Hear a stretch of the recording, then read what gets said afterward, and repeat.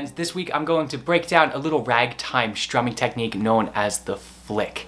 This is a great way to spice up some of those tunes from the 20s and 30s, especially the faster ones, when you want to get out of your comfort zone of just playing quarter notes and eighth notes. One of the great things about this technique is that it really gives us the natural accents that we look for in this type of music, which are accents on 2 and 4, without us having to worry about strumming harder on those beats. We're using a different part of our hand to make those accents. So let's dive right in. The basic stroke here is just quarter notes, 4 quarter notes per bar. But what's unique is we're going to strum beats 1 and 3 with our thumb and beats 2 and 4 with our first finger, the nail, as we would generally strum. So that doesn't quite get us the sound, right? So what we need to change here is that our thumb stroke is only going to hit maybe our bottom 2 strings. If it hits the bottom 3 strings, that's okay too.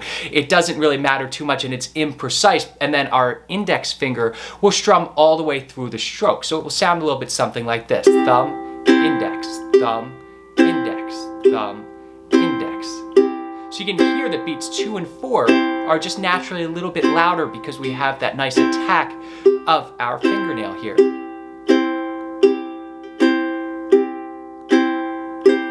One other thing that we need to keep in mind is that the wrist motion that we use to play this is really identical to if we were just doing 4 down strums per bar. See the fluidity of the wrist here. We want the same thing, we're just opening up the hand and catching with our thumb. So what you can do is practice 4 down strokes and then the flick for a bar. And keep yourself honest about just keeping the wrist motion nice and fluid. Now, there's something else we can add to this, and this is really the flick portion of it, is once you're comfortable with just the 4 strokes to a bar, whenever we have the thumb, we can follow this up with a quick upstroke with our index finger, with the pad of our index finger.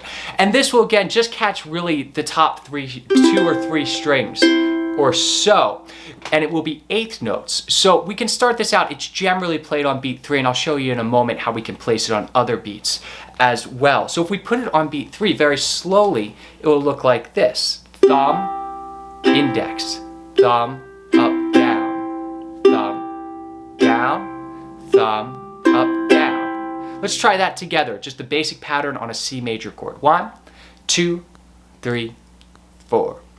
Thumb, down, thumb, up, down, thumb, down, thumb, up, down. Now, as I said, that's generally where we would place this eighth note, but any place that we have the thumb, we can put this. So we can also put this on beat 1 and start off the measure with this little flick on there. So we'll be starting out with 2 eighth notes and then 3 quarter notes. So it'll sound like this.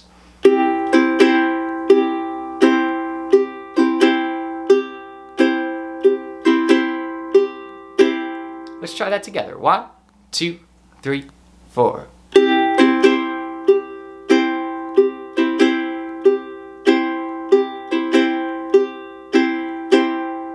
Good. Now we can also put these 2 together and do our little flick on beats 1 and 3. So we'll have 2 eighth notes, a quarter note, 2 eighth notes, and another quarter note. It'll sound a little bit something like this.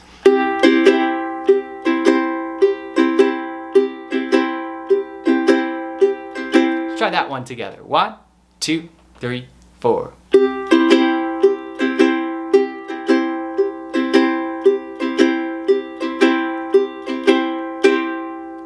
Very good. And you want to change this up as you're playing, not just use 1 for an entire song. If we had the flick on every beat 1 and 3, we'd get pretty tired of that fairly fast.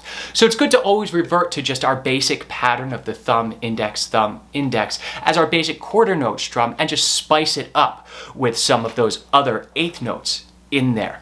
Now, in a minute, what we're going to do is play together a little etude that I wrote based around the tune Darktown Strutter's Ball, which has fairly basic chords, mixing up all of these little flick strokes that we just went over. 1, 2, 1, 2, 3, 4.